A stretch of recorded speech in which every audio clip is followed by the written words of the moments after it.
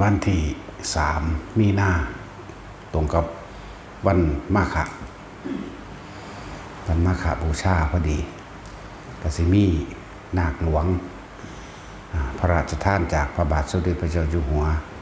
พระชิระก่อนเกล้าเจ้าอยู่หัวก็มาบวชอยู่วัดเฮาหนึ่งองค์เป็นนาคพระราชทานนะสำหรับผู้ที่ต้องการอยากสิบวชอุทิศผลบุญกุศลต่างๆให้กับสมเด็จพระราชนีพระพันปีหลวงจังสีตัดสิมาร่วมในการบวชต่างๆมาได้เพราะว่าบวช15 มื้อหรือบวชเดือนหนึ่ง2 เดือน3 เดือนก็ได้ก็เอามือนั่นนะเพราะว่าเคยมีติดต่อเข้ามาอยู่ว่ามีระเบียบการแนวใดก็เป็นข้าราชการที่เคยติดต่อเข้ามาตอนนั้นเขาบ่ท่านใดมือนี่ขึ้นอยู่กับในหลวงเป็นผู้กำหนดให้เด้บ่แม่นเฮากำหนดเองเพิ่นกำหนดให้เป็นวันที่3 มีนาคมตรงกับวันมาฆบูชาบัดนี้ได้มือแล้วอันที่ว่าเคยติดต่อมานะกะมาบวชมื้อนั้นเป็นบริวารหรือว่ามันก็เป็นความตั้งใจของเฮานำว่าเฮาสิตั้งใจบวชอุทิศบุญกุศลต่างๆให้พระบาทสมเด็จพระเจ้าอยู่หัวพระพันปีหลวงหรือสมเด็จที่เจ้าอยู่หัวทุกพระองค์นั่นแหละเพราะว่าเฮาเวลาเฮาทำการอุทิศผลทานบุญกุศลกรรมดีต่างๆก็เรียกว่า ให้พระเจ้าแผ่นดินทุกๆพระองค์อยู่แล้วพูนมาตะพุ่นละก็ซื้อบ่เบิดดอกแต่ว่าตาพานให้สวนพระเจ้าตากพระพุทธยอดฟ้าจุฬาโลกมหาราชพุทธเลิศราชภาลัยพระนั่งเกล้าเจ้าอยู่หัวพระจอมเกล้าเจ้าอยู่หัวพระจุลจอมเกล้าเจ้าหัวพระนั่งพระปกเกล้าเจ้าอยู่หัวพระปิ่นเกล้าเจ้าอยู่หัวพระอนันทมิดลพระภูมิพลอดุลยเดชจนถึงพระวชิรกรเกล้าเจ้าอยู่หัวตลอดทั้งสมเด็จพระพันปีนั่นแหละเขาก็แต่พระราชินีหล่นแล้วเขาเขาเกิดในรัชกาลที่เก่าเนาะทั้งสั้นละแต่ต่อยาวมาหอดรัชกาลที่10ทั้งสั้นละโอ้2 แผ่นดินได้นี่เนาะจังใดสิตาย ได้คิดว่าสิอยากอยู่เด้อแหละสำหรับผู้มีความจงใจเจาะจงหรือปรารถนาที่สิบวชสิเนื่องได้งานเนี่ยสิอุทิศให้กันแล้วแต่มารดาบิดาคือร่วมทั้งเบิดใดทั้งนั้นเด้อมาในมือนั่นแหละก็บ่แม่นว่ามาในมือนั้นก็มาเดี๋ยวนี้แหละมาทองขานนาคไว้น้ำแน่เฮาก็บวชพระนาคหลวงก่อนนอกนั้นก็เป็นองค์ต่อไปนะทั้งสั้นก็สิจัดการบวชอยู่พวกกองการพิธีเขาก็สิไปจัดอยู่วัดเจ้าคณะอำเภอวัดแสนทั้งสั้นหรือสิจัดอยู่วัดแสนสวัสดิ์นั่นแหละเนาะวัดนั่นแหละบวชพร้อมนาคหลวงโลดใดทั้งนั้นสำหรับผู้ต้องการบวชซุมื้อนี้มันนั่งหาคนบวชยากอยู่เนาะคน70 ล้านคนเนาะในประเทศไทยเฮานี่เนาะผู้หญิงจาก40 ล้านผู้ชายน่ะ30 ล้านแต่คนที่บวชได้นี่ตีโดยประมาณ300,000บวชไกลกันบ่ตีโดยประมาณ300,000หักผู้หญิงออก40 ล้านเหลือผู้ชายไป30 ล้านเราเอาพวกมาบวชนี่แค่300,000เด้มันบ่ต่างจากพระศาสดาเพิ่นเว้าไว้เด้ขนโคกับเขาโคเนาะแม่นว่าพวกเจ้าว่านั่นแหละจังว่าเห็นเหตุการณ์หลายๆอย่างที่พวกขบวนการเซาะก่อนบ่อนทำลายพระพุทธศาสนาเกิดขึ้นเป็นขบวนการอ้างคำว่ากฎหมายมาบังคับพระผู้เพิ่นอยู่น้ำปาน้ำดงหรือผู้ภิกษุสงฆ์ทั้งหลายที่ออกแสดงธรรมแต่มีชื่อเสียงแน่นำคนเข้าสู่ธรรมะได้หลายแน่มีเกี่ยวกับเรื่องเงินเรื่องทองเข้าไปแน่ก็หาเรื่องนี่เป็นขบวนการซ่อก่อนบ่อนทำลายนะอ้างเอาองค์กรข้างว่ากรมตำรวจมาเป็นโล่ป้องกันตัวเองเอาคนมียศถาบรรดาศักดิ์แน่มาเป็นโล่ นะแต่ที่จริงเจตนาในเฮาเอาสิ่งที่เป็นโลบังเขาคือกรมตำรวจเข้าใจป่ะล่ะเป็นโลบังเขานี่คือโลแต่ว่าเวลาวัดใดเขาเฮ็ดบ่ได้สังเกตดีๆเด้อเขาสิว่าโหวัดนั้นเอามนุษย์เป็นโลนี่สูหังเอาตาราชการผู้รับใช้ประชาชนมาเป็นโลบังสูเองตัวเหมือนว่าซั่นนั่นแหละ เพราะว่าเฮาก็เจออยู่เป็นประจำนะเฮาเจอประจำเด้ลึ่งแล้วชินแล้ว พวกที่ติดตามเฮาอยู่นี่ก็สิพ่อเห็นอยู่ดอกเนาะนั่นแหละชินแล้วล่ะแนววันนี้มากับขาแมงรถบัดนี้กูบ่ได้สะอ่อนหยังแล้วเกิดมาตายบ่แห้งดอกแม่บ่ได้รักษาพบพจน์ในว่าโอ้ต้องสำรวมต้องสมณะเด้มีระเบิดกำใส่กูก็จะกำใส่มันโหลดให้เป็นตัวอย่างเกิดค้นขึ้นย่างเฮาขึ้นหลายกว่าเก่าอยู่ดอกเนาะมีระเบิดกำใส่ก็สิกำใส่ได้กอดคอมันไว้ สั่นแหละบางได้สอนธรรมะแน่พวกโจมตีก็โจมตีนะแล้วก็การบวชเนี่ยเพียงวันเดียวก็บรรลุอรหันต์ได้เบิดแหละบ่ฮาตัว2พรรษา3พรรษายังก็ได้ดอกนะพวกโจมตีก็โจมตีพวกโจมตีคือพวกบ่เข้าวัดแล้วก็บ่แม่นพุทธศาสนาแท้ๆเพราะว่าเขาบ่มองตนเองเขาบ่เบิ่งว่าประเทศไทยนี่สถาบันอันเป็นที่เทิดทูนมันเป็นแค่โลโก้สโลแกนบ่ชาติหมายถึงประชาชนทั้งเบิดแต่ว่าแยกออกมาผู้รักษาชาติรักษาแผ่นดินคือทหารเขาก็ด้อยค่าโจมตีศาสนานี่สถาบัน2ที่ว่าเป็นที่เคารพสูงสุดพุทธศาสนานี่เขาก็ด้อยค่าเขาก็โจมตีพระมหากษัตริย์เขาก็ด้อยค่าเขาก็โจมตีเห็นบ่3สถาบันนี่ถูกทิ่มแท่งลุกล่านอยู่ตลอดเด้ปานนั้นว่าเป็นสถาบันอันสูงสุดเนาะนั่นแหละบ่ได้ระลึกถึงบ่เวลาเกิดเหตุการณ์อีหยังขึ้นอีหยังก็ตามแต่คนในชาติได้ซอยเหลือกันทหารไปรบหมู่ประชาชนทั้งหลายก็หาเข้าเป็นกองเสบียงหนุนหลังมาบ่มีหยังคือบุ๋มปนัดดาคือกันจอมพลังและอีกหลายๆคนเจอยู่นั่นและหลายๆคนรวมกันส่งกองเสบียงสนับสนุนรักษาแผ่นดินไว้รวมกันพอที่อยู่ดีมีสุขแน่จักหน่อยเถียงกันเองอีกแล้วเนาะนั่นแหละถึงด้อยค่าเบิดทุกสถาบันอาศัยไผบ่ได้หรอกพวกสิกีโกงมากที่สุดคือพวกตำรวจคือบิ๊กโจ๊กละไว้ละเว้าเป็นตามนั้นเลยโกงมากที่สุดคือพวกนี้ยาบ้ามันบ่เบิดเพราะว่าพวกเขาขายเองเหมือนบริษัทยาบ้าหรือแม้กระทั่งผู้ก่อการหลายการเลยอย่างพวกเขานั่นแหละกินเงินกันเองพากันเหตุกันเองที่บอกมาเนี่ยทุกคนเกิดมาตายอย่าเสียดายชีวิตถ้าปกป้องชาติศาสนาพระมหากษัตริย์ไปถึงได้ก็ตายเฮาจะต้องอุทิศตนเองขึ้นคุณธรรมความดีให้แก่ประเทศชาติเฮาเนี่ยเราเว้ยนั่นแหละแล้วเฮานี่สาระตายเด้มาบ่เป็นท่ากูนำมึงแน่กูบ่สนใจว่ากูเป็นหยังมันดอกว่ากูบ่เป็นหยังกูบ่เป็นพระกูหากระบวชพร้อมเนาะกูบ่มีอีหยังจักอย่าง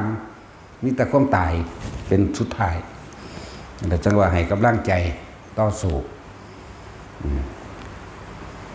ชัยวัฒน์นั่นก็ต่อสู้เลยว่าต้องไปย่างบุคคลผู้มีศรัทธาอยู่ได้หันบ่มีบ่ผู้เสียสละตัวเองเข้าไปฝากแมงจะคนไหมเนาะ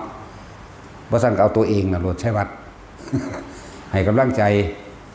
เกิดมาจังใดมึงก็ตายอยู่แล้วกูก็ตายจักว่านี่มีพระเว้ากันจักว่าโอ้บ่แม่นพระกูบ่แม่น เกิดมาจังไดก็ตายอยู่แล้วสละตัวเองเลยให้มันเป็นประโยชน์นั้นเป็นคติตัวอย่างตัวเบิ่งพระพุทธเจ้าเฮาแน่สละตัวเองให้เสือกินเพิ่นก็ยังให้กินโดดตัวเองลงไปในไฟให้ฤาษีขี้ไฟกินเพิ่นก็ยังเฮ็ดสละชีวิตให้เป็นทานนับประมาณบ่ได้ยิ่งกว่าดวงดาวบนท้องฟ้า สาระดวงตามากกว่าดวงดาวบนท้องฟ้ามันเป็นธรรมดาดิบางตัวอย่างอีพอใหญ่โหลดอีพอใหญ่โคดมเฮานั่นแหละภาษาตายเรื่องเล่นๆเรื่องสบายๆนั่นแหละพวกที่อยู่ในหันเขาอ้างแต่ว่ากฎหมายตามธรรมดาแล้วคำว่าผิดกฎหมายนี่ต้องมีคนเสียชีวิตและทรัพย์สินจึงจะผิดได้อันนี้อ้างขึ้นมาลอยๆปากขึ้นเวลามันเทียบมั่วๆพวกเฮาเป็นผู้สร้างเองหญ้าเส้นหนึ่งเฮาก็ถอนของเฮาเองปูนสอบหนึ่งพวกเฮาก็หาของพวกเฮาเองบ่ว่าหินปูนทรายต่างๆส่วนสิรวมคนใดกระดาษนั้นเป็นหยังคือบ่พากันใส่กฎหมู่จักว่าล่ะโสตายโลดเอาเขาคักๆแลกกันเลยเขามีครอบครัวภาษาหาเลี้ยงผัวเลี้ยงเมียอยู่ซื่อๆมันสิเก่งมาแม่งกว่าทั้งใดเฮาบ่มีครอบครัวตัวเฮาสาระตัวเองเนี่ยเพื่อหมู่เราสรรพสัตว์อยู่แล้วญาติแม่มึงหยังแล้วเอาระเบิดลูกใหญ่ๆหาบ่ยากหรอกยังบ่นำนั่นแหละลุ่มตัว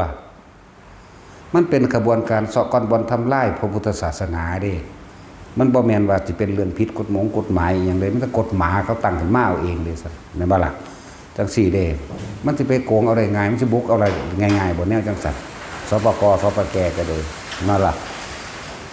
มันก็ต้องได้รับความยินยอมจากเจ้าของที่เขาใส่ตัวแผ่นดินนี้แกเฮ็ดไว้เพื่อประชาชนถ้าเขาเสียมาเฮ็ดในพุทธศาสนาเนี่ยมีเรื่องโลดแม่นบ่ล่ะคือเขาไม่เฮ็ดเป็นสถานที่รองรับธรรมะเป็นสถานที่รองรับผู้คนทั้งหลายมีเรื่องเลยจักมันเป็นโคตรพ่อโคตรแม่มันหยังเนาะนั่นแหละว่าเบามากแล้วก็พอดูแล้วก็คิดแล้วที่แรกอะใส่คุณธรรมอยู่บาดนี้มึงผ่านมากกูผ่านกว่าได้บาดนี่แล้วพวกโจมตีก็โจมตีไปศึกษามึงสิบวชบอกโอ้ยลูกเขาอีหาฮีที่แต่โตนมันก็โตนแลนต่ำเอ้ยลูกเขาอีแตดหมามึงบอกเขาศึกแล้วมึงสิบวชบอกเลี้ยวก็สัตว์อีกแม่นบ่ล่ะแต่กูได้ด่าแล้วสุดยอดเด้คิดคำมื้อนี้มันบ่ได้คิดยากมันออกว่าได้เด้เนาะแท็กซี่แล้วก็ต้นแลนต่ำพร้อมแล้ว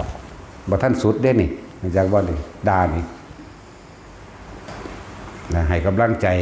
แต่นักบวชก็ให้กำลังใจนักบวชจักไผสิให้แล้วพวกบ่ฝึกบ่หัดบ่ปฏิบัติบ่จักหยังดอกหาว่าเขาหากระบวช2ภาษามันบวชมาตั้งแต่โดนดอกเด้นั่นน่ะมันถึกมาบวชใหม่ซื่อตัวนั่นน่ะเห็นบ่ล่ะมันได้แล้วเฮาเฮาเป็นผีมันแหมเห็นบ่ล่ะจะมามั่นนำเฮาเด้ก็คือเอิ้นว่าเฮาเป็นอ้ายมันอยู่แล้วจักว่าล่ะไปนั่งสั่นล่ะเขาสอนคนไปในทางที่ดีแต่ที่ว่าอ้างแน่ก็เกิดสงครามเขาก็นำสิ่งนำของออกไปซอยเหลือให้กำลังใจหมู่ทหารนั่นบ่ล่ะบ่ว่าข้าวบ่ว่าน้ำบ่ว่าเงินและอุปกรณ์ความสะดวกสำคัญจะจำเป็นหลายๆอย่างเขาออกซอยอันพวกว่าน่ะมึงไปซอยแม่มึงหยังน้ำท่วมเขาก็ออกซอยเห็นบ่ซั่นน้ำท่วมก็น้ำโทรมเขาก็ออกไปซอยช่วยเหลือทุกๆคนสัตว์โลกทั้งพระเขาจะบอกว่าซอยสงเคราะห์โลกนะสงเคราะห์โลกสงเคราะห์ประชาชนผู้ตกทุกข์ได้ยากก็มีมันสั้นแหละน้ำท่วมก็ตั้งหลายเทื่อทหารรบมันนี่ก็ซอยกันตัวดุ้ยถ้าพระบ่ซอยแม่นไผตัวนี้มันสิมาซอยเบิ่งเอาแนวไปหยังก็ดีเริ่มต้นตะก้อตั้งประเทศมาคุณพระนเรศแม่นไผล่ะเป็นผู้วางแผนนำกันอยู่หั่นถ้าบ่แม่นพระหลวงพ่อหยังลืมแล้วนี่ตายล่ะหลวงพ่อหยังธรรมโชติบ่แม่นบ่แม่นกับพระเจ้าตากติพระยิศิลป์หลวงพ่อธรรมโชติพระยิตากศิลป์นั่นน่ะพระยิสวนอีกผู้หนึ่งหลวงพ่อหยังวะ ผู้ใดก็บ่ซอยกูจะคนมาหามเอ้ยฮะพระวันนรัตน์เด้อสัตว์ใครในกูก็มีแต่ผู้ยิ่งละซอยกู แต่ถามผู้ซอยผู้ชายบ่ค่อยมาปานใดเหมือนกันเฮาเว้าล่ะข้าศึกมาแล้วข้ามันลุยน่ะกูไปผู้เดียวคือเก่าหันหลังก็มาข้ามันว่าซั่นหันเบิ่งพูนเห็นแต่หลังเห็นแต่ก้นม่อนบิงคิงแลนหนีก็เฮาผู้เดียวคือเก่านั่นแหละเอาแม่นอีหลีเด่นตอนนั้นก็เลย แม่เป็นตะกูผู้เดียวอีกแล้วพลิกวิกฤตเป็นโอกาสก็เลยตัวเนาะแต่มีผู้ยิ่งได้ละออกมาซอยสุวรรณคือพระเจ้าพระเจ้าศิลป์พระเจ้าตากสินเนาะก็นั่งโพกับนั่งพิมพ์ได้ออกมาซอยไหมแปลกประหลาดบ่ล่ะจังรุดออกมาได้ถึงสั้นแล้ว อันนี้เป็นเรื่องจริงได้นี่สั้นแหละคือเห็นแล้วก็มันสลดใจในความผู้บ่รู้เรื่องอีหยังบ่เคยไปบริจาคบ่เคยไปสร้างน้ำเขาบ่ฮู้ไปเห็นน้ำเขาไปโจมตีเขาเป็นทั้งเสียหายข่าวก็ออกซื้อแบบให้เสียหายไหมมันขายกุฏิหลังละ500,000นึงสิไหมเขาบ่ได้ขายเขาบอกราคานั้นผู้ใดอยากเฮ็ดก็ไปเฮ็ดมันบังคับกันได้อยู่บ่เงินอยู่ในกระเป๋าไผมันแม่นบ่ล่ะเขาบ่ได้ขายแต่มันมีเรื่องอันนั่นอีลีนเดี๋ยวเฮาไปหาอันหลวงตาศิลป์ครูบาทุยครูบาชัยบาดอนพระอินทร์บวกกันกับเฮามันสิบ่500อยู่บ่ใส่กันอยู่นี่เนาะพวกนั้นก็300กูก็100นึง3-400อยู่กูก็100กว่าอยู่มั้ยถือปืนแมงพุ่นละอันโลด พระช่วยรู้จักบ่คุณพระช่วยพระธรรมของแท้ มันสั่นตัวนั่นแหละเบิ่งดูแลกันนั่นแหละแต่นักบวชพอเบิ่งนักบวชจักสิเบิ่งไผนั่นแหละพอชาวบ้านนั่นน่ะมันก็เว้าไปตามที่มันพอใจบ่ถือใจมันบ่เคยเห็นมันบ่เคยมาคุกคีมันบ่เคยเสียสละเพื่อผู้อื่นใดมันก็โจมตีไปตามภาษามันพูดถึงคำว่าคนสัตว์เนาะแม่นสิเฮาสิพูดดีปฏิบัติดีทำดีปานใดก็สร้างประโยชน์มากมายเพียงใดก็ช่างถ้าไม่ถูกใจมันจะทำร้ายอย่างเดียวที่นี่แม้นเฮาจะพูดไม่ดีพูดด่าคำหยาบต่ำช้าเพียงใดก็สร้างคนที่พอใจก็ไปน้ำเฮาคือเก่าเด้แม่นบ่สั่นเหมือนกลุ่มกองโจรนั่นแหละก็ฮู้ได้ว่าไปทำผิดแต่ว่าก็ยังมีลูกน้องบริวารไปนำกันอยู่เนาะแม่นบ่สั่นอันนี้กลุ่มคนดีก็มีลูกน้องบริวารของคนดีกลุ่มคนเลวก็เป็นลูกน้องบริวารของคนเลวอยู่นั่นแหละอยู่ที่ใจให้กำลังใจใช่วัดถ้าเว้าดีบ่ได้แล้วก็สัตว์แมงหมดเนาะเกิดมาตายบ่แห้งแบบตัวมึงก็ตายกูก็ตายมั้ยเนาะเอารถเด้อตัวน้อยใจใหญ่เอาตัวแม่นว่าซั่นมันบ่มีใจพอแห้งแล้วก็สู้รถผู้หาเรื่องโจมตีก็หาไปเนาะโอ้ยลูกเขาอีแตกหมาเอ้ยหาจะเรื่องโจมตีผู้นั้นผู้นี้ให้มันศึกษาว่าซั่นมึงสิบวชบ่แม่นบ่ล่ะศึกแม่มึงบ่นั่นแหละถ้าผู้ใดด่าล่ะด่าปากลายเพียงใดก็สร้างแต่ผู้ถือใจก็ดีคือเก่า ติดตามคือเก่าบัดนี้ถึงสิทำดีเพียงใดก็สร้างเอาเงินให้มันทีละ100 ล้านก็สร้างมันถึงใบลามันบ่พอใจมันก็ด่าคือเก่านั่นแหละเว้าเรื่องของสัตว์ สัตว์หลากหลายชนิดใครตัวบ่ให้เหี้ยตัวเดียวเหี้ยตัวเดียวมันจำกัดหากินจะฉีกขากเนาเนาะนั่นแหละพวกเฮานี่เจอมาเป็นประจำแล้วลึงแล้วชินแล้วนะก็สู่โดยประสานสมานมิตรกันซะก่อนแต่บ่ได้ก็รวมพลังใส่กันโลดบ่มีบ่คนที่สิเสียสละตัวเองใส่มันแหมเนาะมันเป็นกระบวนการซอกก่อนบ่อนทำลายพุทธศาสนาอาศัยซื้อข่าวขายข่าวแล้วก็เขียนอย่างที่มันลายๆออกไป คนที่บ่รู้เรื่องอีหยังคอมเมนต์แสดงความคิดเห็นไหลไปในทางที่ทำลายอย่างเดียวเขาสอนคนเขาบ่ได้สอนให้ไปปล้นเด้นั่นสอนจังใดก็ดีมันว่าล่ะพวกเราจงตั้งกองซ่องสุมปล้นจี้ฆ่าและข่มขืนบ่มีเด้นั่นน่ะมีแต่ให้กลับบ้านอยู่กับตัวเองนะอยู่กับลมหายใจนะเด้ล่ะแม่นบ่ซั่นนั่นแล้วบ่ได้ว่าต้องเตรียมเสบียงอาวุธนะรถนี้ส่งยามาเท่าไหร่เขาบ่ได้ว่าเด้ล่ะส่งยาบ้าเท่าไหร่บ่มีเด้ล่ะจงไปฆ่าจงไปปล้นจงไปกี้บ่มีแหมจังบ่คิดถึงหม่องนี้แท้บ่โจรภาคใต้ฆ่าพระฆ่าคู่ฆ่าเด็กน้อยฆ่าคนคันบ่ไปจับเนาะพวกฆ่ายาบ้าเต็มบ้านเต็มเมืองอยู่นี่แหมคือบ่จับนะแล้วมันผิดแท้ๆจับบ่ได้พวกเดียวกันเนาะคือเฮาพากับพาก็ซอยกันตัวนั่นบ่ล่ะพวกเอาโล่คำว่าตำรวจก็ยังซอยตำรวจคือบ่จับกันสั่นมันก็คือบิ๊กโจ๊กเปล่าแหละเขาเอิ้นหยังแก๊งอาชญากรรมใหญ่ที่สุดก็คือพวกนี้บ่ซั่นแต่ผู้รักษา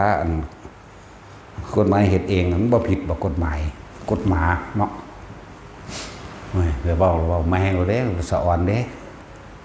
ถ้ากูจะฝาดแมงคือกันเด้มาดูแล้วได้เอากันเลยบางที่แค่คนในพื้นที่2คน3คนบ่ถูกใจเพิ่นแล้วก็ก่อเรื่องก่อเล่าไปฟ้องนั่นฟ้องนี่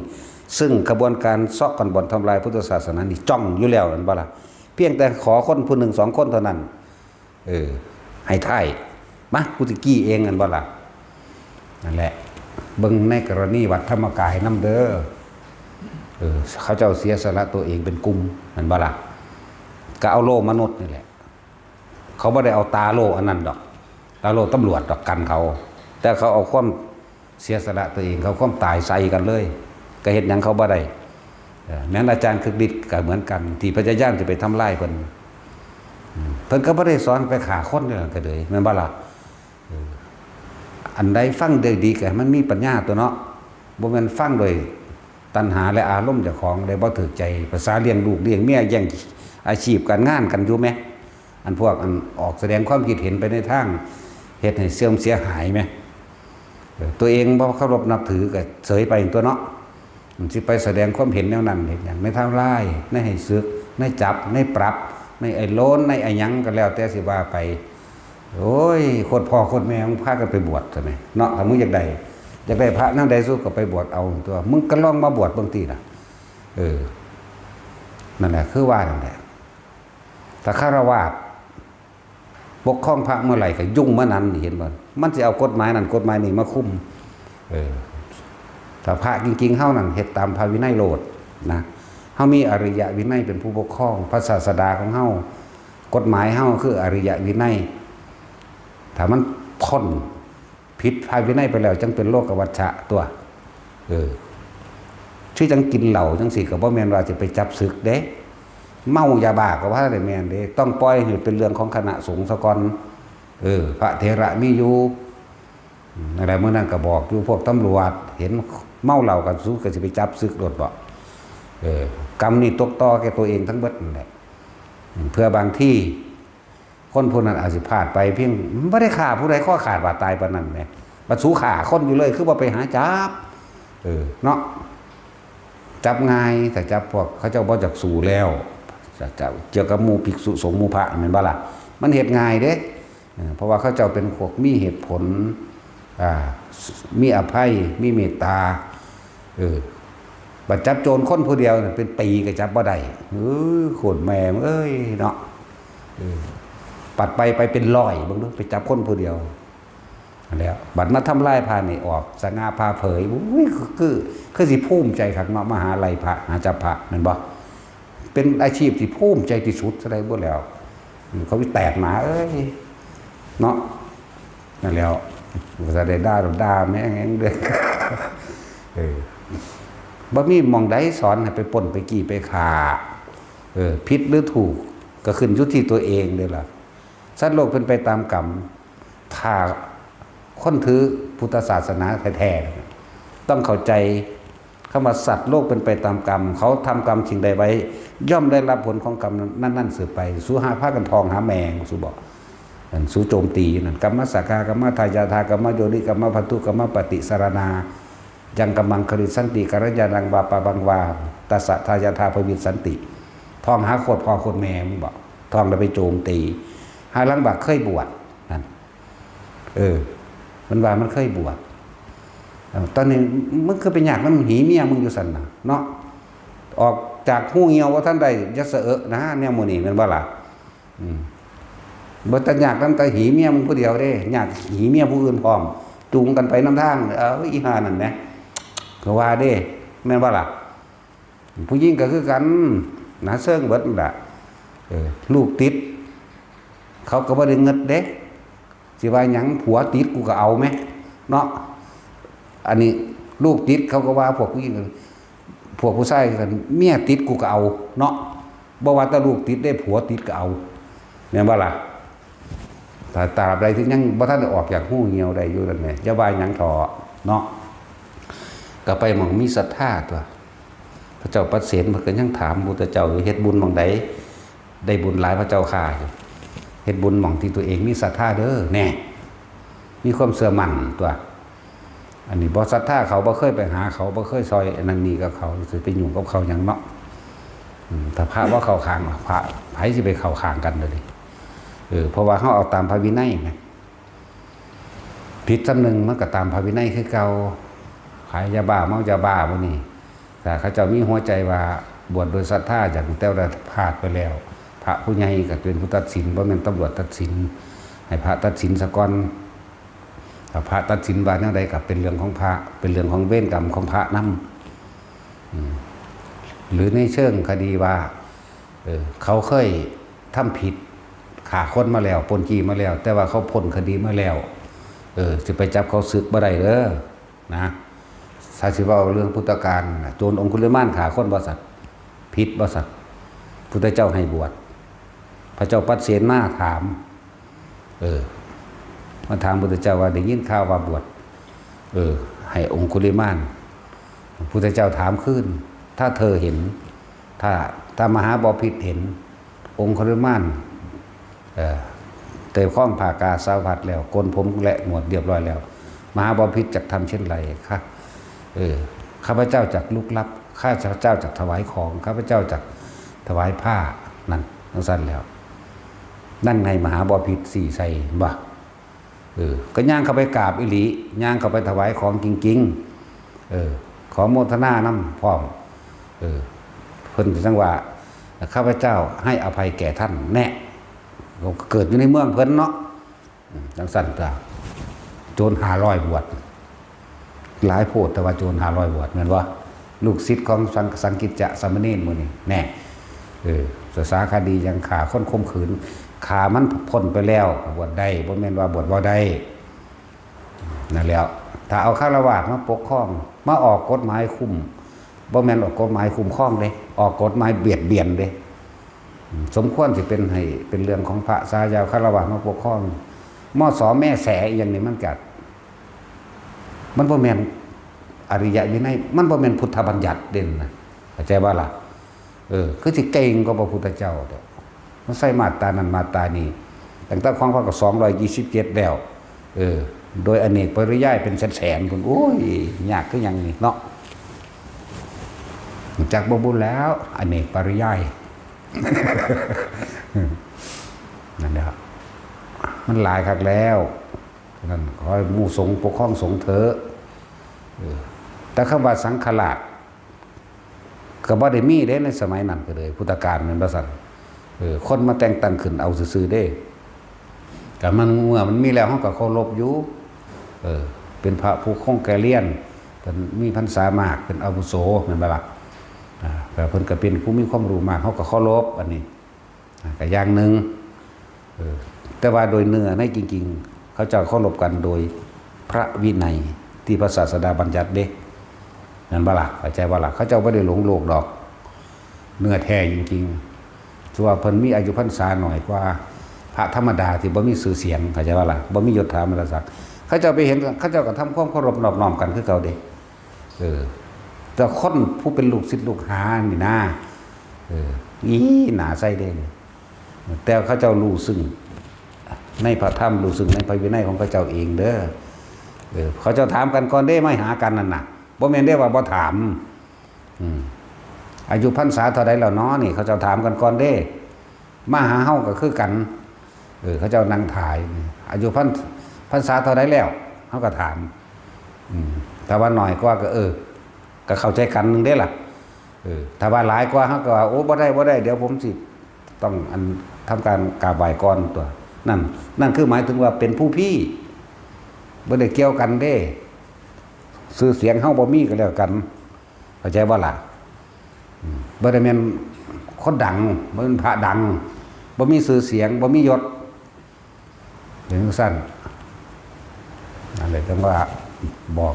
ไปกว้างๆแน่มันหลายหม่องแล้วเรื่องป่าไม้ไปจับไม้พระเรื่องป่าไม้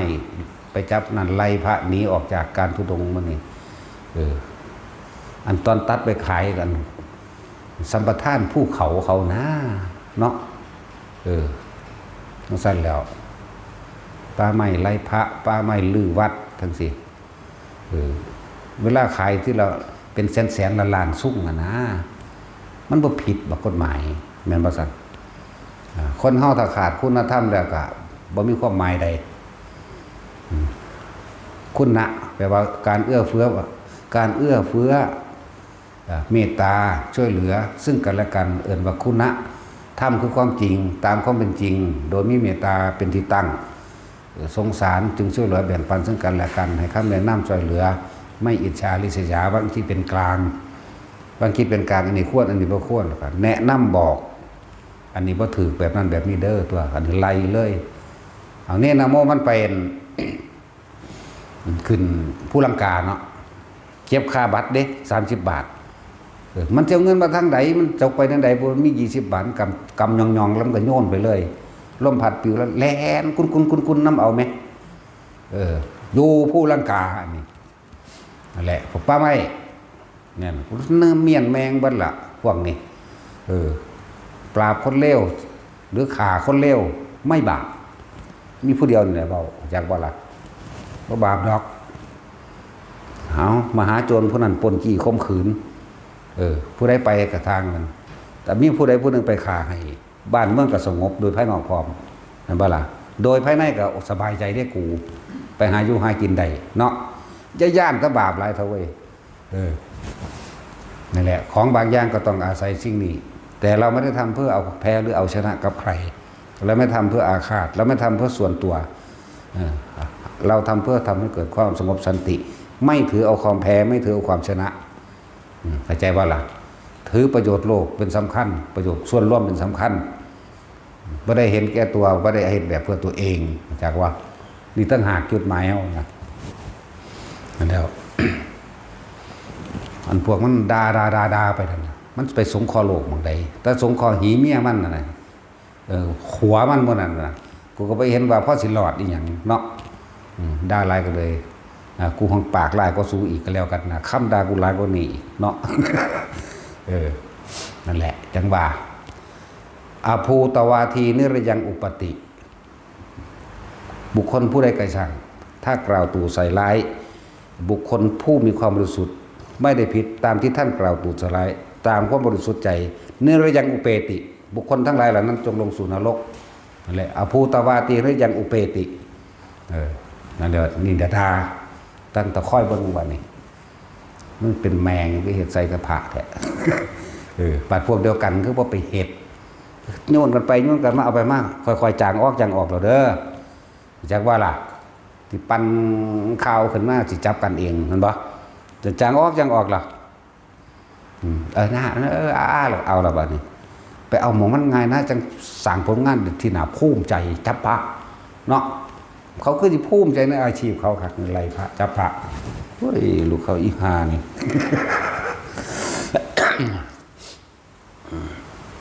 สำหรับพวกเขาคือเอาตายเขาแรกบ่ได้สนใจหนึ่งเขาบ่มีชื่อเสียงเขาบ่มีตำแหน่งเขาบ่มียศถาบรรดาศักดิ์เขาบ่ได้มีชีวิตอยู่เพื่อตัวเองนี่บอกให้เลยมันหลายรอบแล้วเขาก็ดีเข้าใจว่าล่ะ ถ้าเฮาบ่ปกปักรักษาป้องกันตนเองในสิ่งที่เฮามีอยู่เฮาได้มาบ่ได้ไปเบียดเบียนทำลายไผเด้คือคนเขามาแกล้งเฮาคนบ่พอใจเฮา2-3คนนึงเด้ซึ่งมันก็บ่เคยผ่านมาทางนี้บ่จักหยังซ้ำแม่นบ่ล่ะได้จังหวะกับพวกบ่พวกกันบ่ทำลายพุทธศาสนาหาช่องเขาพอดีได้ช่องเขาก็มานำกันเห็นบ่น่ะสั่นแล้วฮอดบ่จักฮอดเฮาแหมสีหน้าด่าเวิร์กจังแม่นไผหลวงพ่อมโนจักเป็นไผบ่ฮู้จักฮอดเฮาบ่จักสถานที่นั้นนี่เป็นจังไดนะเห็นพวกเจ้าเคยเห็นคลิปอยู่บ่แม่นบ่ใครต้องมาสวกตาสวกแน่กูสวนมึงคือกันแหละว่ากูสิย่านพระกู100กว่า200กว่าตีนอยู่เด้อสิบอกให้แต่นี่นะโมน้อยๆมันยังสู้ถือค้อนไปเลยเด้เอามึงเก่งมึงแนวสั่นมึงฮู้บ่พระกูอยู่นี่มีเท่าใดเอิ้นว่าพระกูอยู่นี่มีเป็น100 200ตีนพุ่นเด้ว่าซั่นพอเข้าใหญ่แล้วสิบ่สู้บ่เนาะนั่นแหละป้องกันตัวพวกเฮาสร้างมาถอนหญ้าก็ถอนพวกเฮาถอนเองขุดดินกับพวกเฮาเองหาไม้มากับพวกเฮาเองถ้าบ่รักษาสิ่งที่ตัวเองมีอยู่ไว้เพื่อลูกหลานข้างหน้าหรือเพื่อกัลยาณมิตรทำไปข้างหน้าไผสิรักษาให้เฮาสร้างมาโดยเฮาเองเฮาบ่เคยไปเฮ็ดช่องเฮาบ่เคยไปเลี่ยไล่เฮาบ่เคยอีหยังแต่เรื่องบอกให้ท่านนี่บอกผู้ละบาทแน่ไปจังซั่นแล้วบ่ได้หลายเด้ล่ะพุทธบาทเด้อ2 บาทเด้อล้านนึงก็เอาเนี่ยก็เว้าจังซี่ตัวบ่ได้ไปบังคับไผฉะนั้นต้องรักษาสิ่งที่พวกเฮาสร้างมาด้วยชีวิตเฮาเองแหละจังได๋ก็เกิดมาตายบ่แห้งใช่มั้ยเนาะมันหลายหม่องแล้วที่เขาถ้าเขาทำลายหม่องใหญ่ๆลงได้นะหม่องน้อยๆสบายมากเข้าใจบ่ล่ะมี 2-3 องค์มี 4-5 องค์เขาหาเรื่องใส่ได้หนีแตกง่ายไปหาวิธีเอากฎหมายทั้งโลกมาควบคุมพระนั่นแหละเฮาน่ะเฮ็ดตามพระวินัยพ่อคำสั่งไผเขาก็บ่สนใจนอกจากคำสั่งของพระพุทธเจ้าเฮาก็ผิดเองเฮาก็ฮู้เองของเฮาอยู่แม่เนาะมีมาตลอดตะกี้ก็ดีหงายหลังตลอดนั่นแหละนั่นว่าซั่นเดี๋ยวก็ใส่พระปกครองเด้เถระพระครูซั่นพระครูเด้เพิ่นว่าเพิ่นฝ่ายปกครองตัวเองได้หรือยังเฮาก็ถามขึ้นพระวินัยตัวเองรู้จักบ่พระครูเด้พระขี่ก็มีเอาว่าเนาะซั่นแหละไปสอนหยังแนวนั้นไปเว้าหยังสิให้สอนแนวใดซั่นการสอนเนี่ยการเว้าการแสดงออกมันเป็นอุปนิสัยของไผของมันเด้แม่นบ่ล่ะสิมากำหนดให้เฮาสอนแบบนั้นเห็นว่าซั่นมันเป็นอุปนิสัยมันเป็นสิ่งที่มันมีมาอยู่แตะเก่าก่อนมันแล้วเวลาเฮาแสดงธรรมบ่ให้เฮาเว้าคำหยาบก็มึงนั่นหยาบเองลูกเขาอีแตกหมาแม่นบ่ซั่นผู้ใดว่าหยาบกับผู้นั้นตัวหยาบแม่นบ่ล่ะเฮาเว้าซื่อๆไปออกจากหูเหี่ยวได้หรือยังน่ะหูจักหูเหี่ยวบ่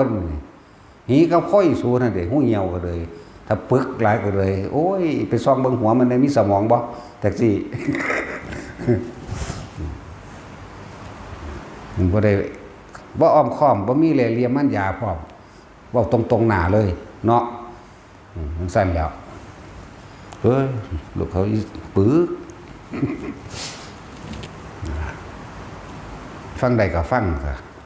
ฟังบ่ได้ก็สร้างหีแมงเด้เนาะบ่มักก็ไปหม้องอื่นตัวแม่นบ่ซั่นเขาก็เว้านั่นนี่มาตลอดอยู่แล้วเฮาเขาเจ้าเฮาเว้าม่วนกว่าเฮาเด้เนาะอย่ามายุ่งเด้กับกูบ่ได้ม่วนกับไผนั่นแหละหนึ่งเฮาบ่มีชื่อเสียงเฮาบ่มียศจากบ่ล่ะเฮาบ่ได้สนใจว่าสิหยังแล้วแต่ไผเขาสิศรัทธาบ่ศรัทธาก็สร้างเฮาบ่ได้บวชเพราะว่าให้ผู้อื่นมาศรัทธาแหมเนาะเฮาศรัทธาเชื่อมั่นพระพุทธเจ้าคำสอนพุทธเจ้าเฮาบวชเฮาก็ตัดสินใจบวชโดยลำพังเฮาเองกับพระพุทธเจ้านั่นแหละบ่แม่นว่าอันบัดนี้ก็สิมาถามหาวุฒิคือตั้งโลกได้บ่ฮู้จบนักธรรมบ่ซั่นโอ้ยกูมีเก่าใบพุ่น กูได้แต่เป็นเน้นเก้าใบกูไปสอบแทนผู้อื่นบักหลายคุณบอกแมงรถก็มันเป็นความจริงนั่นบ่ล่ะพอท่อประแท้ก็โอ้ยภาษากูเว้าซื่อๆเว้าออกมาแม่นี่ถ้าเข้าใจในไผสิฟังอยู่เดี๋ยวนี้ก็เลยกูได้ปท่อ6ว่าต้องกูเป็นเน้นพูนกูไปสอบปท่อสูงสุดไว้กูบ่รับซื่อๆนั่นแหละแม่มึงบัดนี้ศูนย์ ศูนย์แล้วบาดนี้ศูนย์แล้วภาษาซัมมุนี่สิมาอันนับปุงสักกะลิงกันที่นี่บ่เนาะ สิมาสอนบาลีหยังกันที่นี่เว้าภาษาความรู้สึกออกโลดนี่แม่นบ่ล่ะนั่นแล้วตั้งแต่เฮามายติใหม่มันก็ได้10แล้วเด้นี่แม่นบ่ล่ะอันเก่าอีกเขาบ่บอกซื่อๆเด้ล่ะอันเก่าบ่ซั่นสิเว้าเพราะกูไปอยู่ป่าผู้เดียวถึง5 ปีกูพ้นนิสัยแล้วกูจังมาได้ล่ะมันแน่มันบ่ได้ยากเลยล่ะอยู่ป่าผู้เดียว5 ปี6 ปีแน่บ่รู้จักคนบ่สนใจไผเลยพุ่นเด้ล่ะสั่นแล้วเยอะแยะแล้วก็บ่แม่นว่าพูดถึงว่าผู้อื่นบัดนี้ก็บ่แม่นว่าเขาเจ้านั่นน่ะหากระบวชซ้ำนั้นเขาเจ้าบวชมาก่อนนั้นแล้วก็เป็นธรรมดาเขาเจ้าก็สึกออกไปแล้วจะมาบวชใหม่บ่แม่นแค่ว่า2 พรรษาหรือ1 พรรษาเว้าในเรื่องพุทธกาลที่บ่ทันบวชซ้ำโกนหัวอยู่นั่นโกนหัวบางองค์โกนผมตกลงถึงดินแค่ครั้งเดียวนี่บรรลุอรหันต์บางองค์2 ครั้งผมตกลงดิน2 ครั้งบรรลุอรหันต์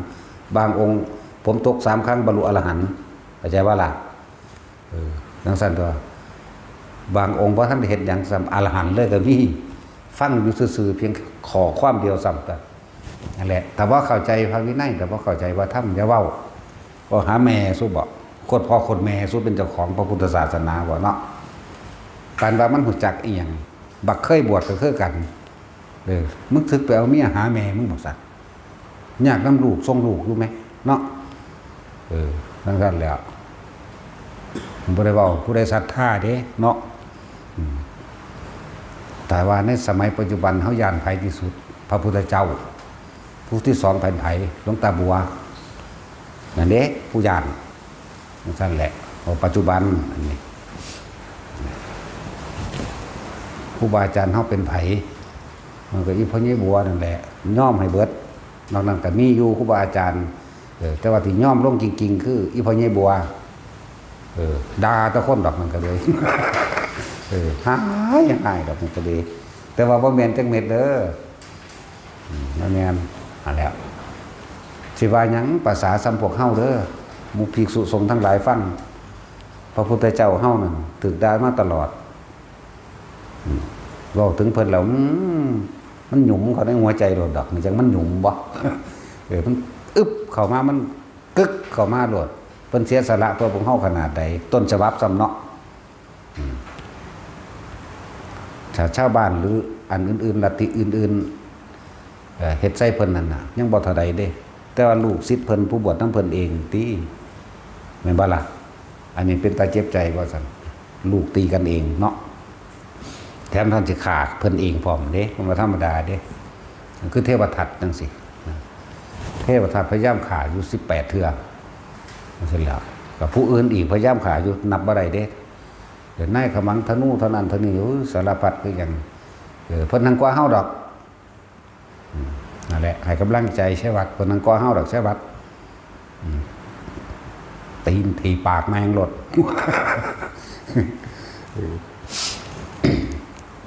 แต่ก็เฮาดอกให้กำลังใจทุกที่ทุกหม่องนั่นแหละหม่องใดที่ไปถูกลุกล่านพ่อแม่พี่น้องญาติผู้มีศรัทธาอยู่หั่นบ่ปกป้องกันบ่จะไปหลงกลเขาหลายเฮาสร้างมาเดือนละพังมือเฮาเองมันเป็นไปบ่ได้หรอกเขาว่าบุกลุกมันเป็นไปบ่ได้มีการทำตามหน้าที่ทำตามกฎหมายเบิดนั่นแหละแต่ว่ามันเจ้าหน้าที่กันแกล้งก็มีคือของเฮานี่เฮาส่งเบิดทุกอันทุกอย่างให้เอาไปดองของเฮาไว้แม่นบ่ล่ะนี่เว้าตัวอย่างให้ฟังพุ่นเอาไปเสื่องไว้อยู่ป่าไม้นี่บ่เฮ็ดดำเนินงานให้เฮาถึง3 ปีแล้วก็ว่าเฮาบ่แกล้งซั่นบ่แกล้งแม่มึงบ่แม่นบ่ล่ะนั่นแล้วถ้าเฮาเฮ็ดนำเขาได้ลือเด้นี่ แถมซ้ำมีหนังสือหรือภายใน15 วันมา3 ฉบับ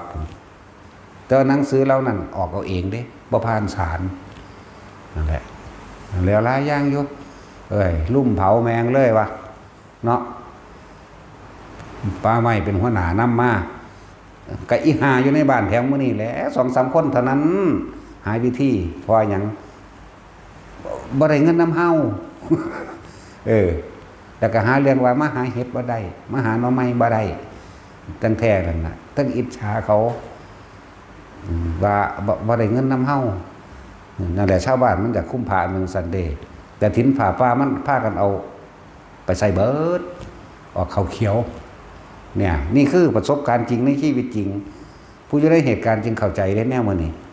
อันผู้บ่อยู่ในเหตุการณ์ฟังเขาเว้ามากบื้อๆมานำเขาตีปากแมงรถมันบ่แม่นพอเฮาดอกนั่นแหละอย่าเว้าให้ฟังเพื่อมองใดเจอนะแต่ผู้ที่ตามเฮาสิฮู้จักอยู่ทั้งถูกอิหยังเขาเอิ้นบอกบัญชีเขาเอิ้นหยังอายัดก็แม่นใครแน่ผู้ตรวจการแผ่นดินลงมาปลดล็อกให้แต่มาไล่เฮาใครแน่พลเอกบุญสินลงมาจัดการสิมาอีกบัดนี้สิไปใหญ่ขึ้นได้สูงบัดนี้อันแล้วแต่ว่าเฮาบ่เรียกร้องให้ไผมาอยากมาเอาเองเนาะเฮายิงอยู่เด้เฮามันยิงขนาดเฮาก็สักกะยะเหมือนกันเด้เฮาสักกะยะลาดเด้เป็นผู้มีความเย่อหยิ่งในตนเองพร้อมเนาะบ่ขอความช่วยเหลือจากไผแต่ไผอยากสร้างบารมีก็มาเอาเองตัวเนาะเสียเฮาไปเอิ้นบ่เอิ้นเป็นเด้อนี่แต่สิเอาตายเขาแลกแม่นลำพังตัวเองนั่นแหละให้กำลังใจสถานที่ใดๆที่ถูกป่าไม้รังแกถูกตำรวจรังแกถูกสปกรังแกร่วมตัวกันที่บอกให้เคล็ดลับของข้าราชการถ้าเฮาร่วมตัวกันแล้วใน4-5 คนก็สร้างเข้าไปเลยแต่เป็นตำรวจเข้าไปในโรงพักบักใดเห็นบ่ถือตีเลยไปหอดลุ่มตีเอาตุ่มตำรวจมันบ่จกปืนยิงได้ง่ายๆดอกจักบ่ล่ะมันบ่จกปืนยิงได้ง่ายถ้าเฮาผิดจักบ่ถ้าเฮาผิดเฮาฟ้องอย่างอื่นไปพร้อมมันได้ง่ายใช่ว่าล่ะถ้าเฮาผิดได้ง่ายเด้บ่ต้องไปย่านถึกจับดอกพากันโห่เข้าไปเรื่อยๆถ้ามันผิดมันได้ออกยื้อไว้ป่าไม้ก็คือกันเข้าไปสำนักงานมันเลยมันอยู่ไสบ่กี่คนดอกวางเดือนที่แล้วมันก็มาเอาเงินอันเขาไปขนดินซื้อมันก็เอา 3,000 เป็นโคตรแม่มึงนี่ผู้เจ้าของรถก็บ่อยากบอกซื้อกูสิเข้าไปเติบมันไปหาหอดเงื่อนมันเลยบ่ต้องไปย่านถ่ายรูปไว้ยังก็ดีทั้งสั้นแล้วบอกซื้อถ่ายรูปไว้ฟ้องเข้าไปเฮ็ดแมงเบิดทุกอย่างแต่มันยังเฮ็ดเบิดทุกอย่างเนาะเคล็ดลับกับข้าราชการเด้อร่วมตัวกันเข้าไปตีมันเลยที่นี่ถ้าเป็นตำรวจตีในโรงพักถ้าเป็นสปกก็ตีอยู่ในหม่องสำนักงานมันถ้าเป็นอีหยังกี่อยู่ในหยังล่ะเขานี่น่าที่ดินก็ตีแมงในที่ดินนั่นแหละฐานผิดได้ง่ายเอาเรื่องจนได้สู่คนหลายว่าได้ซุมื้อเนี่ยคำว่าราชการมันแปลว่าผู้มารับใส่แผ่นดินเด้แต่ว่าพวกเฮานี่เข้าใจย่านเขาว่าแต่ของเป็นคนจนแต่เขาว่าเอาตำรวจมาจับขึ้นศาลโลดอย่าไปย่านซื้อว่าสิขึ้นได้เลยละเทื่อ2 เดือน 3 เดือนก็บ่ขึ้นไหนจักเทื่อดอกยิ่งพวกข้าราชการที่ขึ้นศาลมันทางย่านจะย่านหลายง่ายบอกความรู้ให้แต่เป็นป่าไม้ก็ไปตีในหม่องโลดเผาพร้อมกับเผาเลยคนชาวบ้านบักหลายตัวย่านแม่มึงหยังเนาะส่วนกันไปตัวแต่พวกเขาขายอันต้นไม้ในป่าในภูเขานั่นมันบ่เป็นแสนเป็นล้านต้นมันบอก30มาเผาทาน30มาเฮ็ดเฮียน10 ต้น20 ต้นนี่มันน้อยดอกเนาะร่วมโตกันย่านนั่นแหละถ้าเป็นตำรวจก็ตีในโรงพักบักใดจื้อหน้าจื้อตามันไว้ซัดแม่นตีนถืบรถถ้าเป็นผู้ว่าที่ว่าการจังหวัดนั่นบ่หยังวะสารกลางก็ขึ้นไปตีรถตั้งแต่กี้เฮาเฮ็ดมาแล้ว อยู่อำเภอห้วยเม็กเฮ็ดมาแล้วตะกี้เขาว่าท่านได้เอิ้นอันผู้กำกับแล้วเขาเอิ้นสารวัตรถึกตีนมาแล้วล่ะสารวัตรตะกี้ก็ดีห้วย30 คนซาตำรวจอยู่นั่นหน่อยนึงแหมไปฮอดก็นำเอาเลยได้ล่ะบักห่านั้นห้ามบ่อยู่มันไปปาดหูเขาแล้วยกตัวอย่างบ่ดีให้ฟังแต่ว่าเพื่อดีเพื่อปกป้องตนเองปีนั้นกาฬสินธุ์ประท้วงมันสับปะหลังจักวะผู้ใดสิพ่อข่าวๆใดวะแล้วผู้ว่ากับปากบ่ดีซะเขาก็ไปตีนถือเอาตี้พวกสหพวกนั่งอยู่หน้าห้องมันสู้คนหลายได้บ่เพราะเขาก็นำเอาเขาก็นำทางนั้นก็หาทางออกบ่ได้เขาไปฮอดเขาก็ตีนำเอาเลยตัวผมไม่อยู่แล้วอยู่วัดหนึ่งว่าไม่กับตำรวจร่วมกันมายึดไม่ทำไมกับตำรวจมายึดไม่อยู่ในวัดแล้วก็เอาไปกองไว้โรงพักเพิ่นหวังว่าวัดสิไปไทยเงินจากว่าล่ะเฮานี่ละพาคนไป30 กว่าคนไปฮอดก็ตีตำรวจเบิดทุกคนพร้อมป้าไม่พร้อมแล้วก็คุ้มเขาดันเอาไม้ไปส่งกูหม่องเก่าเรื่องบักใหญ่เลยบาดนี้นั่นนังมีผู้มาไกลเกลี่ยนั่นน่ะย่านให้อยู่กันได้เนาะจังซั่นจังซี่คุยไปเด้ดีให้อยู่กันได้เนาะต่างบ่เอาเรื่องเอาเล่าต่อกันเนาะซั่นบัดทั้งหยังทนายใหญ่เขาเอิ้นผู้ตัดสินเขาเอิ้นหยังปบุญจินนะอัยการบ่ผู้พิพากษาบ่ไม่ที่เขาบริจาคมาวัดก็ตามโรงเรียนก็ตามโรงพักก็ตามสถานที่ต่างๆอันเป็นของทั้งราชการตามพวกเจ้าจะไปยุ่งแน่บัดเขาตัดสินกันเลยจักว่าล่ะนี่เป็นหลักมันทางใดหลายนั่นนะสิมาตรวจสอบเส้นทางการเงินของพระเขาไม่ได้ไปรับจ้างเขาไม่ได้ไปทำธุรกิจมันก็มาจากศรัทธาตัวเราคนมันดักไว้ว่าจะอ้างศรัทธานะต่อไปนี่มันว่าบ้าอ้างจะอ้างอีกอย่างกันอ้างมึงบ่โอ้ยอีหาเขาก็เตรียมใจมาให้กับเรื่องของเขาตัวในบริษัทมันบังคับความคิดกันได้อยู่บ่บังคับให้คนบริจาคเป็น15 ล้านได้อยู่บ่โอ้ยเขาอีแตกหนาเซิ่งกันอยู่เฮียนกันมายากแม่นบ่ล่ะหาเงินเลี้ยงลูกซะลูกเขาอีหาฮีที่แต่โตเซิ่งกันอยู่หั่นแหละมึงสิซอยโลกซอยสงสารได้ซ้ำใดเลยนี่โอ้ยบอกมาแล้วกูจะไปเซิ่งซะว่าอีหานี่เอาน้ำบ่ตัดสินนั่นแหละไม่ได้ยานได้ซ้ำบากมันบ่มีบ่แห้งแล้วล่ะจักบ่ล่ะนี่นั่นแหละถึงบอกกันแต่ละคนถ้าเฮาบ่ปกป้องตนเองไผสิปกป้องเฮาซุมื้อนี้เชื่อใจไผได้บ่เอาแม่นบ่ล่ะตำรวจเชื่อใจได้บ่เป็นตาย่าน100 เท่าพันทวีคูณเด้นั่นแม่นบ่ล่ะหูยอย่าเข้ามาใกล้เด้ถ้าผู้ใดเอานกจอกมาเลี้ยงเว้าได้พร้อมนั่นแหละจังเชื่อเข้าใจว่าล่ะเอานกจอกมาเลี้ยงเว้าได้พร้อมเด้บ่แม่นเอาแค่คุณเด้เข้าใจว่าล่ะนั่นแหละตัวรายการถ้าเฮาเกิดมาก็พอได้แนวนั้นแม้กระทั่งพอเจ้าของก็เป็นตาสั่งตำรวจเว้ยไปหาเก็บกินดีเขาเนาะเนี่ยเฮาบ่ได้เข้าข้างเองเม็ดเด้แล้วมันบ่ถูกแม่ภาษาหยังกับผู้อื่นเว้ยแม่นบ่ล่ะเรื่องหน้าที่ผิดถืออย่างหนึ่งเด้อบ่แม่นเรื่องพ่อเรื่องลูกก็ต่างหากเด้แต่ว่าเรื่องคุณธรรมก็ต่างหากเข้าใจบ่ล่ะเนี่ยเฮาพอแต่แนวจังสั่นทหารอันเกณฑ์มีแต่ลูกหลานชาวบ้านเฮา1 ดอกบ่เป็นหยังดอกพวกนี้เป็นตาสงสารน่าสงสารเขาเสียสละแขนขาไว้ว่าแม้กระทั่งชีวิตพวกนี้นี่แหละธรรมชาติก็คือพวกทหารนี่แหละรักษาแผ่นดินศาสนากับพุทธศาสนานี่แหละพระมหากษัตริย์เพิ่นทางทำเพื่อแผ่นดินคักบัดนี้เนาะในหลวงรอเก่าเท่าใดโครงการที่เฮ็ดมาสำเร็จแล้วหลายอย่างยังไปหา บอกให้เพิ่นพวกนี้ละคุณอย่าไปสอนมันขาแมงรถพวกจังสิว่ามีค่าหยังดอก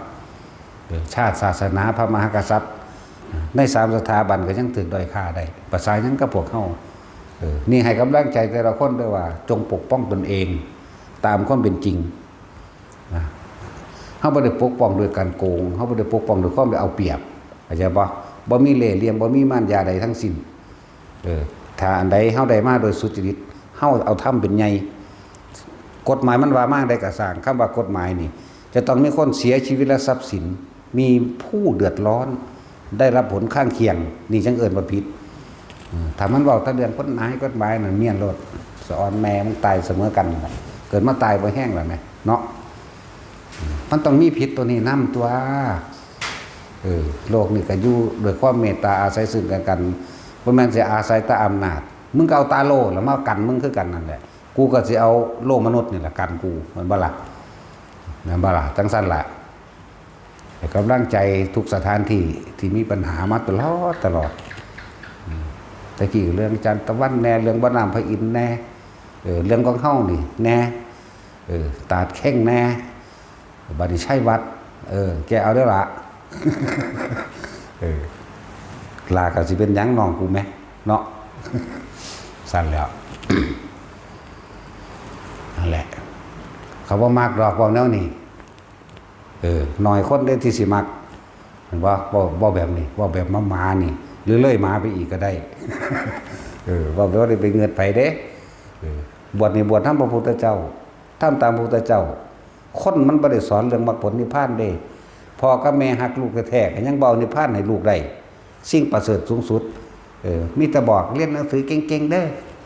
สิได้เป็นตำรวจสิได้เป็นทหารเห็นบ่ซั่นสิได้เป็นครูสิได้เป็นนั่นได้เป็นนี่แต่ผู้อีใดดำๆแน่ก็ไปเอาผัวฝรั่งเด้อโลดโอ้ยไปเอาผัวนิโกให้กูเนี่ยก็บ่ไปเนาะคือบ่บอกแน่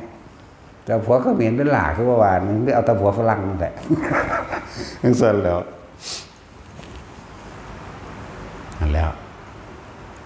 สิ่งที่ประเสริฐสูงสุดก็คือธรรมะนี่เด้ล่ะในชีวิตของพวกเฮาทั้งเบิดรวยกับมึงรวยไปรวยก็รวยไปตายนั่นแหละคนรวยเขาบ่ได้เงินเด้ถ้าไม่มีคุณธรรมเข้าใจบ่ถ้ารวยมีคุณธรรมซอยเหลือคนทุกข์คนยากคนจนซอยเหลือเป็นปากเป็นท้องให้กับหลายๆอย่างนั่นแหละน่ากลัวเฮาสิย่านที่สุดคือคนมีคุณธรรมถ้าเลวสาระเลวคนพาลเราบ่มีย่านกันแล้วกันไม่ต้องหาทางขาเนาะจังซั่นก็บ่มีผู้ใดย่านได้คนเลวนี่หาทางขาว่าซั่นเขาสิเฮ็ดตำรวจมาจับเอาตำรวจไปฆ่าเอาทหารไปฆ่าบ่แม่นบ่ล่ะซั่นแหละพยานคนเลวล่ะนั่นแหละสิ่งที่น่ากลัวที่สุดคนที่น่ากลัวที่สุดคือคนที่มีคุณธรรมคนที่สร้างประโยชน์ต่อสาธารณชนและเป็นประโยชน์สิเป็นกุศลคนพวกกันแม้กระทั่งเคยบวชหรือบวชอยู่หรือชาวบ้านใดก็ตามเป็นตัวจากอายสร้างเนาะพระยาสร้างสัตว์ท่านขนาดนายพรานโสนุตระนี่ยิ่งตรงสะดือมีความเจ็บปวดอย่างรุนแรงใส่ง่วงใส่มือค้ำไปถือผ่ากาสาวพัดถกมือขึ้นปั๊บเห็นบ่นี่ตามธรรมดาของชาติแล้วสัตตบุรุษทั้งหลายพอสมควรที่จะทำร้ายบุคคลผู้มีผ้ากาสาวพัดอันเป็นธงใจแห่งพระฤาษีสมัยตะกี้เอื่นว่าพระฤาษีอันเป็นธงใจแห่งพระอรหันต์สมัยสุนีเอื่นวางที่นั่นแหละถกปั๊บ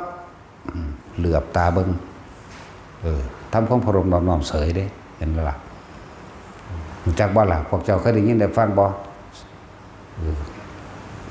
พญาสร้างจัดท่านก็คือเป็นพระพุทธเจ้าเฮาสมัยตะกี้แหละเกิดเป็นโดยความอิจฉาริษยาของอีหาสร้างมีเมีย2คนผู้หนึ่งเป็นนางพิมพาผู้หนึ่งเป็นอีอันนั่นอีแผ่นดินสูบนั่นแหละอันแล้วมันแค้นมันอิจฉาริษยาเขาไปเกิดเป็นคนก็ใส่เกิดเป็นคนแต่ว่าเกิดเป็นลูกราชาซ้ำเพราะมันได้มันถวายเงาบัวกับพระเจกพุทธเจ้าเวลาค่ำขอของมันค่ำอธิษฐานของมันมันว่าสาธุเด้อผู้ข้าเกิดมาได้เป็นมนุษย์ผู้มีอำนาจขอให้ได้ข่าพระยาสร้างนี่ได้พะนะข่าผัวเจ้าของนั่นแหละ พระพระเจงไม่ได้รู้เรื่องยังได้เอวันโหตุมีแต่บอกจงสำเร็จเช่นนั้นเถิดดังเดียวโอ้ยปฏิดากับบ่ดาหรอก ดาบ่ได้พระพระเจกองค์นั้นไปเลยเอวันโหตุอย่างเดียวตายจากสร้างก็ไปเกิดเป็นคนหลดไงใหญ่ขึ้นมากกับมันเสือกระลึกศาสตร์ได้ที่กินจามาริกาสร้างกินจามาริกาเด่นไปเกิดเป็นคนนั่งมันสว่างได้สมุนท่าหรือซื้อไว้ยังระลืมซื้อไว้แล้วล่ะคนบดีชื่อบ่ค่อยได้นั่นแหละก็ไปหานายพรานคนหนึ่งคือมันแค้นเข้าใจว่านี่ความอาฆาตของคนปฏิฆาอาฆาตทั้งหลายนี่พอเกิดเป็นคนแล้วมันจื้อศาสตร์ได้ไปหานายพรานมาได้ผู้หนึ่งเดี๋ยวเบิ่งเดี๋ยวบักฮานก็หัวฟู่ๆหยองๆแดงๆเด้ตาก็โปนๆปดๆขอไหล่นี่ก็ใหญ่ๆพึ่งๆขอแขนก็ยังมันกึ่งถึงจังซี่พร้อมเด้หัวเข่ายังตีนกับตีนบักใหญ่ๆเปิมเด้เดี๋ยวเบิ่งถ้าเป็นตาแข็งแรงดีเอาจากได้อาวุธเท่าใดก็คนให้แบกขึ้นหลังเดินทางไป7 ปี7 เดือนเด้เดินทางไปเพื่อสิไปหาสร้างตัวนี้ที่แรกทำท่าป่วยจากว่าทำท่าป่วยบ้านแผนจากให้พรจ้างนายพรานนี่ไปฆ่านั่นแหละเพิ่นก็ทำท่าว่าเพิ่นฝันเห็นทางนั้นสังเทมันว่าฝันดีมันจะระลึกศาสตร์ได้อีหานั้นอีกินจะมาดิวการนั่นแหละจากว่าล่ะ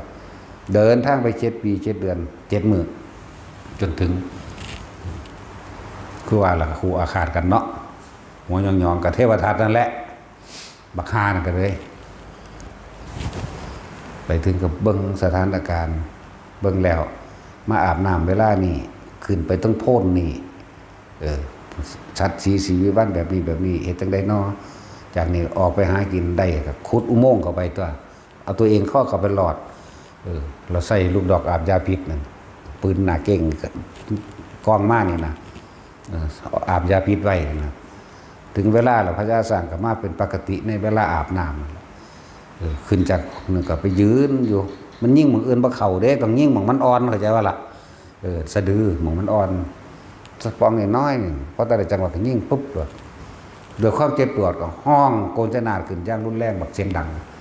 ทางลูกน้องบริวารก็แล่นหาศัตรูได้สั่นแล่นหาศัตรูเจ็บปวดล้มลงพอตะล้มลงแล้วก็เลี้ยวเห็นนายพรานโซนุตระนี่เอามือง่วงเข้าไปเอามือเข้าไปค้ำไปถือผ่ากาสะพัดทกปั๊บบัดนึงเทินก็นึกได้ใจของเพิ่นเองตามธรรมดาสัตตบุรุษมหาบุรุษทั้งหลายไม่ควรทำร้ายบุคคลผู้มีผ้ากาสาวพัดเห็นบ่ได้ก็เลยคุยกันเปิดมาคุยกันไผใส่เจ้ามาโอ้นั่งอันนั้นแหละยังสุมนท่าหรือยังนี่แหละใส่มานี่มาโดยจุดประสงค์ใดตอนนี้นั่งว่านั่งป่วยถ้าได้ง่าของท่านจึงจะหายป่วยว่าสั่นง่าสร้างอันนี้เป็นสร้างง่ากรรมเด้ง่าดำมันแหละเขียวกำเอาแต่จากได้แก่เธอสมหวังสักเอาเลยที่แรกเลยผู้เดียวเลยเพราะเขาก็เลยแต่อีกเอาง่วงแต่ของเองทั้งที่เจ็บปวดได้นี่ตัดให้เอาเจ้าดึงทั้งนี้คอยดึงทั้งนี้ก็ดึงให้ตัดเอาให้มอบให้ทั้งสองแล้วถามว่าเดินทางมาใช้เวลานานปันใดจึงเขามาสู่ป่าหิมพานต์แห่งนี้ได้7 ปี 7 เดือน 7 วันกระสันให้ทองคำนี่บอกคาถานี่ไปนำทางเด้อท่านจะเดินทางถึงเร็วตลอดทั้งความปลอดภัยจากภัยอันตรายของมูสัตว์ทั้งหลายพวกเจ้าจะแคล้วคลาดเองกับวัติสเมนันติอันนี้ปรามสันโตกาสาวมัทธจิตจังอิสีนังทุเขนะภูตูทัสุทะปาธิสัญญาอรหัตโชสัพพิอวัชรูโปสันเลนะวิโทพจติโตปิสันโตกาสาววัตธรรมหิมนังนทุสยิสเจอินังนะนาคานวะเรภารมิคาอาคันชุนติเข้าใจว่าล่ะเดินทาง7 มื้อฮอดบ้านว่าล่ะที่ว่ารถยนต์และทางกับแมนการเดินทางนี่7 มื้อก็ถึงเมืองนั้นทั้งที่เดินทาง7 ปี 7 เดือน 7 วันแต่ว่าขากลับเดินทาง7 มื้อได้ง่าแบกใส่เปกระสอบใหญ่เพิ่นก้มหน้ากุกมุกไปแล้วบักฮานไปฮอดกับนั่งแล้วก็เห็นคู่นายพรานกลับมาแล้วก็ยืนอยู่หน้าต่างสะใจกูแล้ว ขอเขาเฝ้าพอเลยอันนี้สิ่งที่ท่านต้องการก็เลยมอบง่าให้เพราะแต่ใดมากง่าแล้วเพิ่นจังใดบุญแล้วเพิ่นว่าโอ้โธ่เอ้ยพญาช้างผู้ล่ำลือพญาช้างผู้กล้าแก่งสุดท้ายก็ตายด้วยแรงของเราเองเจ้าของก็หัวใจแตกตายคือกันเด้มันแค้นยังของมันนะตายมันก็ตกนรกของตัวอีห่างไปเลยส่วนนายพรานได้รับรางวัลมันก็หนีตัวนายพรานกับนายศาสตร์นี่ก็คือเทพทัตสร้างอิจฉาริษยาเขาอิสุมนทานะก็คือกินแต่หน้าไปน้ำกินจะมานาบิกาแผ่นดินสูบทั้งคู่ได้หลักนั่นแล้วแต่บอกเรื่องเทวทัตต่อเรื่องเทวทัตแต่ว่าสิว่าเปรียบเทียบซะก่อนแต่ของเป็นมนุษย์เป็นคนแท้ๆเนาะแต่ว่าบ่มีจิตสำนึกเป็นแต่จากอายสัตว์เดรัจฉานว่าซั่นพญาสร้างจัดท่านเป็นแต่จากอายลิงพร้อมเด้จากว่าล่ะมีพร้อมได้ลิงก็ในอีกศาสตร์หนึ่งเพิ่นเกิดเป็นลิงพญาลิงเผือกซอยเหลือเพิ่นนั้นหนี หนีจากกองทัพมาเสือกไปตกลงไปในหลุมดักสัตว์ตี้พญาลิงจะเอาอันเครื่องไม้ผูกไว้แล้วเพิ่นปีนขึ้นมาเอาเองโดยความเมื่อยนอนอยู่เหมือนกันเพิ่นก็คิดอันอยากกินลิงที่บัดนี้ได้ก้อนหินก็ทุ่มใส่หัวแต่ว่าลิงกันไว้ได้สัตว์เหลือบตาเห็นปั๊บลบปั๊บนึงก็ถึงเสียวๆอยู่ถึงเสียวนึงอยู่นั่นแล้วคนแท้ๆอย่างนี้เราคุ้นหดสัตว์เนาะแต่สุดท้ายมันแต่ขนาดนั้นก็ยังเมตตาอยู่เด้โอ้บักหายมันกินกูขึ้นกกไม้ไปกระโดดไปใส่น้ำทางให้ออกจากป่าได้กลับไปหอดป่าละหอดบ้านมันแล้วมันยังบ่ยอมอีกเด้มันไปตั๋วพระราชาว่ามีลิงทองตัวหนึ่งลิงเผือกเป็นพญาลิงเผือกมีสีทองขนสีทองเพื่อได้กินสิได้อมตะว่าซั่นพระราชาก็เอาอีหลีไว้มาผ้าโมมาหูจักแล้วเป็นผ้าโมมาบึมมือไม้เวลามาเรื่อยลิงนี่หูจักแล้วนี่ได้คุณแน่นอนบักกันนี่นั่นแล้ว เพิ่นก็เลยเว้าคำก่อนขึ้นมาหนีทับคนหนีทับหนีตายหนีทับพอความขี้ขาดตาขาวเมื่อมาถึงคราวตกลงในสู่หลุมเดรัจฉานซอยเอาไว้แต่ว่าอยากกินเขาแท้นอย่างนี้ละหวยมันวัน30-40 ปีเราตะอ่านมานี่ จะกินเขาที่พระราชากับมีปัญญาแน่บัดนี้ฮะนี่ทับเป็นบ่อเมื่อนั้นย่อมที่บัดนี้ลิงซอยมันบ่อยลิงซอยแต่ก็จะเอาก้อนหัวไอ้ก้อนหินทุบหัวลิงเพราะจะกินเนื้อมันบ่แมนที่หลอกลวงเข้ามานี่แปลว่าแค่ลิงมันบ่จนใจที่บัดนี้เอาไปมากเขาก้อนหินทุบหัวมันตายซ้ำทิ่มลงมันเก่าแหละนั่นแหละเดี๋ยวโอ้ยมันหลายประเทศแต่เบาเรื่องนิทานเนาะมันสั้นแหละหลายโพดแต่ว่าเปรียบเทียบว่าคนแท้ๆคือมาสัวสาละเลวแท้คือหาคุณธรรมบ่ได้แท้เนาะมูภิกษุสงฆ์องค์เจ้าทั้งหลายแหล่เม้นสามเณรนิดหน่อยเตะตะก้อฟุตบอลลำพงดึงเพลงก็สร้างเขาไปหยังกับลูกหลานเจ้าของคือเก่าบัดเขาใหญ่ขึ้นมาเขาไปเป็นทหารตำรวจเขาปกรักษาบ้านเมืองใดดีบ่ดีอาจสิซอยเจ้าของเองซ้ำแม่นบ่ล่ะสิ่งจังสี่สมควรสิรักษาไว้เขาบ่ได้ซอยบ่ได้ไปฆ่าไผดอกเขาบ่ได้สอนกับคนไปฆ่าคนดอกมีแต่เฮานี่มึงมาแม่ก็บ่ถึกบ่เป็นทาบ่มีคุณธรรมกูเมียนแม่งแท้ล่ะนะเขาเจ้าเว้ามวนเบิดมีกูผู้เดียวนี่ล่ะบ่มวนกับไผดอกกูกับกูโลดมึงกับมึงเลยลูกเขาอีแตกหมาลูกสั้นแล้ว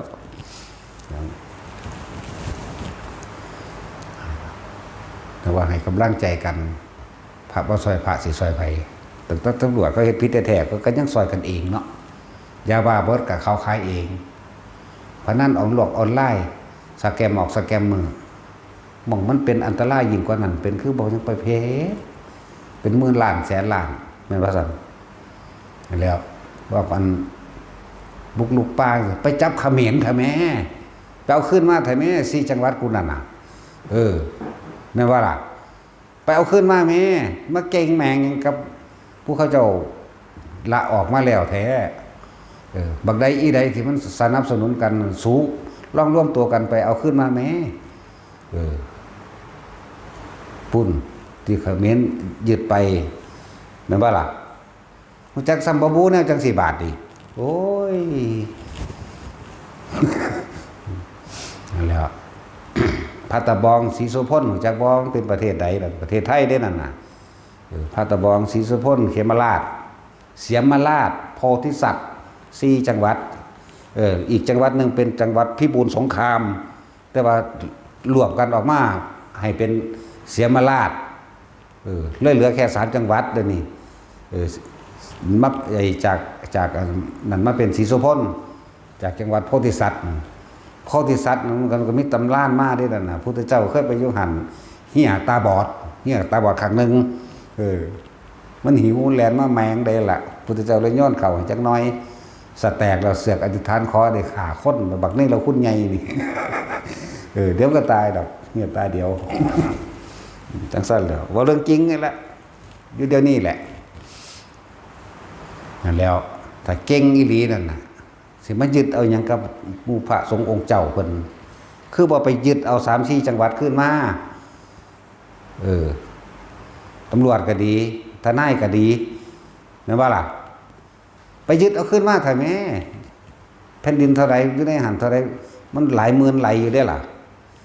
ของเพิ่นว่า 2,000 ไร่นึงได้มากก็โดยถูกบ่ได้บังคับเอาของไผดอกไปยึดเอามาแม่เป็นแสนไร่อยู่หันก็ดีเนาะ4 จังหวัดนั่นแหมโอ้ยว่ามันก็ศูนย์เด้